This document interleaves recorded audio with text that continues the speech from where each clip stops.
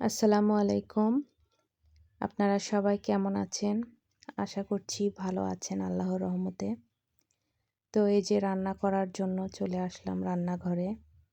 আজকে রান্না করব সবজি খিচুড়ি। তো খিচুড়ির জন্য চালটা সুন্দর করে বেছে নিচ্ছি ছোট্ট কুলায়। তো চালটা ধুয়ে নিলাম। কড়াইতে নিলাম, আমার পাতিল নেই। পাতিল যেগুলো কিনে আনছি সেগুলো চুলার মাপে হচ্ছে না। তো এই যে খিচুড়ি রান্নার জন্য সবজিগুলো কেটে সুন্দর মতো চালের ভিতরে দিয়ে দিচ্ছি। মশলা দেব হলুদ, মরিচ, ধনিয়া গুঁড়া, লবণ। এই যে মশলাগুলো দিয়ে সুন্দর মতো মেখে রান্না করব।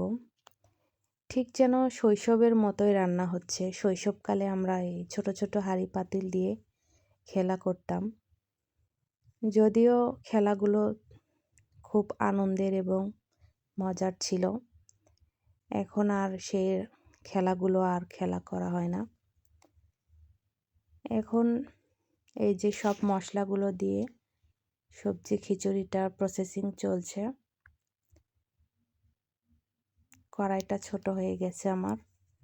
যাই হোক, আর একটু বড় বড় পাতিল কেনার চেষ্টা করব। এই যে খিচুড়ি আমার প্রায় হয়ে গেছে, তুলে নিচ্ছি ছোট্ট একটা বাটিতে। কালারটা কি সুন্দর হয়েছে, তাই না? হ্যাঁ, এই যে সুন্দর লাগছে, খুব মজাদার হবে হয়তো।